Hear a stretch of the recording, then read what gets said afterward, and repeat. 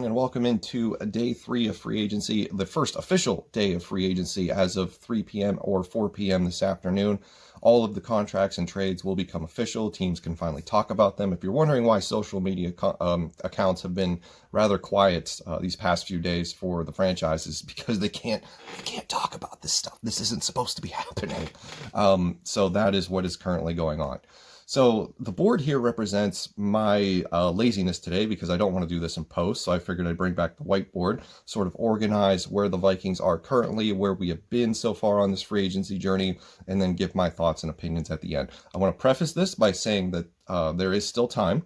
If you're worried why we haven't done much of anything other than the Dalvin Tomlinson signing, it's because we have been getting priced out of the markets left and right. So don't panic. We will sign some players. We have a lot of holes to fill, so it will eventually happen. It's just going to take probably later today or even a few more days. There's still plenty of time. Today's the first official day. Don't panic. You can be critical, but probably don't panic yet. So starting off with the players that we have put under contract so far in the past 3 days, Dalvin Tomlinson is, of course, the top prize so far for the free agent class for the Vikings. He comes over from the New York Giants. The nose tackle /3 technique will likely play 3 technique next to Michael Pierce on the interior defensive line. A big-time run stuffer.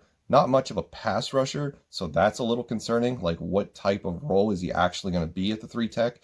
And but this does give the Vikings interior defensive line a massive, just a massive wall of human, if you will, because we're looking at somewhere between 650 and 700 pounds with these 2 players, Michael Pierce and Dalvin Tomlinson.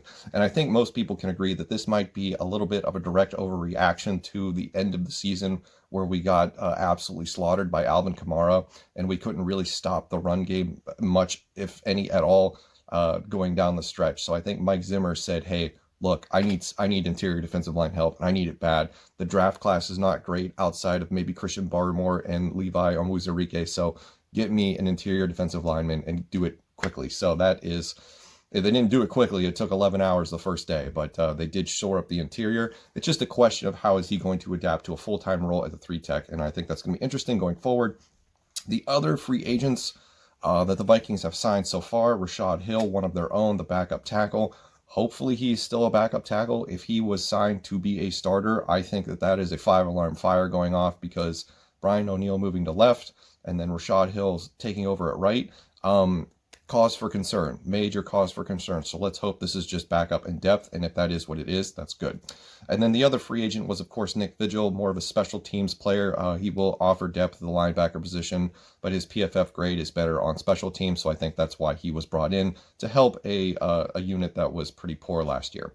The players that we missed, and I think most people had, rose-tinted glasses going into this because they thought, we would go after the best of the best, and the truth to the matter is that we just can't. There's a couple truths to it. One, we can't really afford that much. Number two, our team really isn't that enticing. Like, if you're a free agent guard looking for top money and maybe a championship, why do you want to come to Minnesota right now? We are sort of in flux in terms of how this team is going, and we haven't looked good these last 3 years outside of the 10-6 season in 2019, and we can sugarcoat it all we want, but we are technically in a sort of half-assed rebuild, if you will. But it remains to be seen how that actually goes. So the players that we missed out on, Joe Thuney gets top money at the guard position. Kevin Zeitler signed before legal tampering actually even begun, but he got released, so he was able to do that. He joins the Ravens. Carl Lawson is off the board. Shaq Griffin off the board. Trey Hendrickson was the backup plan to getting a prominent edge rusher opposite of Danielle Hunter. He signed with the Bengals. Willie Jackson signed yesterday with the Washington football team. That is another corner off the market. It's getting harder and harder to stomach some of these, but at least the Minnesota Wild have been pretty good lately, so that takes the sting off. That's why I'm wearing the hat today. Very good win yesterday over the Arizona Coyotes. The players that we have released so far, Kyle Rudolph, the writing was on the wall for that one, at a complete impasse in terms of contract. Dan Bailey, thank you for playing, but sort of melted down at the end of the last season. Riley Reif, another guy that we technically kind of screwed over last year before the season started when he was given that ultimatum, so that bridge was burned. And then Shamar Stephen, you can draw a direct line between the Dalvin Tomlinson signing and Shamar Stephen's release. That is the cause and the result of bringing in another defensive tackle to play 3-tech. We don't need Shamar Stephen anymore. His release frees up some cap space. Also freeing up cap space, before I go any further, there is the talk and discussion of potentially Adam Thielen restructuring his contract. Vikings currently sit at about $9 million under the cap. A restructure for Adam Thielen would bring that number down significantly to about $16 million under the cap, enough money to sign at least a nickel corner and an offensive guard. So that is also something that is in the works today. Another possibility could be, on top of that, and a Harrison Smith restructure after seeing the Josh Johnson contract that he got with Cleveland. We could be seeing something similar to that as well. So free agent targets. Who's left on the board that I think or have heard reports about that the Vikings could potentially go after? A lot of good names. We've missed out on pretty much everybody at the top of the boards in terms of all the positional groups, but still a lot of good stuff left. As far as the offensive line, tackle, I think, is out of the question. We're not going to get Eric Fisher or Mitchell Swartz. I would be shocked if that would happen. Those are the two best ones left. I think that the offensive tackle position is now a target for the draft at 14 overall. Rashawn Slater, Christian Darrisaw, Elijah Vera Tucker, all possibilities. For the guard position, still a good guard market left. I think that this is the territory that we've been in this entire time. I am on the record as having said that Joe Thuney was out of the realm of possibility for the Vikings. I think we kind of built ourselves up to that and let ourselves down. The expectations were too high. We got to keep those in check going forward. J.R. Sweezy, Gabe Jackson, Austin Blythe, names that I've heard rumored that could potentially be targets for the Vikings. Gabe Jackson, out of the three of those, would be the one that I would choose, but it remains to be seen what route that they go with that. But those are a couple guard names I think you want to look out for today. Mackenzie Alexander has been rumored to potentially make a comeback to the Minnesota Vikings after spending a year in Cincinnati. That would be an interesting upgrade. Bring him in as a corner. Another guy would be like Nickel Roby Coleman. Could be a cheap nickel corner. And so, yeah, that could help. They wanted to bring in a veteran to play opposite of Cam Dantzler, move Gladney into the slot, but that doesn't look like it's going to be feasible right now at this point. So I think we'll open up the season with Gladney and Dantzler on the outsides, depending on what else happens in free agency, or maybe a trade still happens. There's always the possibility for that yet. As far as the safety position goes, Anthony Harris is not really getting the market that I think he thought he was going to get. So there is a potential that he does come back to Minnesota.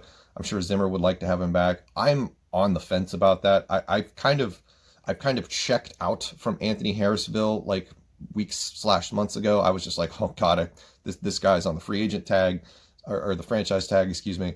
When he hits the free agent market, we'll get somebody else and things will get better because I don't know. I don't want to criticize him for not playing up to expectations, but at the same time felt like he had an up and down year and more valleys than hills, if you will. Another name linked to the Vikings at the safety position, Falcons, Keanu Neal, who is a free agent. Of course he is, otherwise he wouldn't be in this video. There is, yesterday I read that there is early interest in Keanu Neal. Hopefully that progresses further. I think he would be a nice addition opposite of Harrison Smith. A couple of names I've added at the bottom. Keelan Cole, wide receiver, could potentially be a wide receiver 3. He is, of course, linked because of Keenan McCardell being the new wide receiver coach for the Minnesota Vikings, who spent time with the Jacksonville Jaguars and coached Keelan Cole. That would be an interesting one. I've also added Carlos Dunlap. I think this is probably out of the realm of possibility, but if there was an edge rusher left that I think the Vikings should legitimately target, it would be him. 32 years old, not exactly the kind of player that I think Rick Spielman would be looking for. He was hoping to get one of these 27, 28 years old on a second contract, not their third. But Carlos Dunlap, I think, would be a better upgrade on the other side of Danielle Hunter than what we currently have in just Stephen Weatherly and DJ Wanham. So that leaves us with the Vikings free agents. And these are some names that you're going to want to remember because as of 3 or 4 p.m. today, they will officially be released because they are restricted free agents and they will not be tendered with the Vikings. Starting off with the free agent list, we have, of course, Sean Mannion. And you're wondering probably what the numbers are. Well, that's a number system on a scale of 1 to 5 on how interested or possible it is that these players will be returning to the Vikings this offseason. Sean Mannion is at a 5. They really want him to come back, probably on a 1-year veteran minimum. He is the guy that is credited with helping Kirk Cousins prepare, game prep, film study, all of those good things. So they really do want to bring him back, and I don't think there's going to be much of a market for him anyway. So they'll probably be able to do that. Mike Boone gets a 0. There's no chance he is returning. He has expressed interest in going somewhere else, testing the market, and possibly being a running back 2 as opposed to a current running back 3, which is what he is in Minnesota. Odenigbo is gone. They have decided to release him. He will hit the free agent market, which is interesting because I think you could have kept Odenigbo and had him play opposite Danielle Hunter. And yeah, I don't know what the thinking is with that one. But for all intents and purposes, he's gone. Eric Wilson will be a free agent. He gets a 0. We absolutely will not be able to afford him. Wow, stumbling over my words here. Wide receiver BB gets a 5. They're trying to bring him back, but they didn't want to do it on the tender. Anthony Harris gets a 3, maybe a 2.5. We've already talked about him. Dakota Dozier gets an absolute 0 because there's no interest in bringing back the worst starting guard from 2020. So that is where we stand. My thoughts and opinions so far on the entire situation as a whole is as follows. It's nice that we're approaching this at a steady pace, but I think that this is the result of years of contracts being given out that probably shouldn't have been. So Anthony Barr restructured, which is good, thank God, but that put us in a hole. The Dalvin Cook contract, while right now is still pretty friendly, is not going to be friendly pretty soon. The Kirk Cousins contract is a huge problem. This is why we are not getting these great guys here over on the side of the screen. He is currently, 16% of the total salary cap for the Vikings right now. 16% to one player is a lot.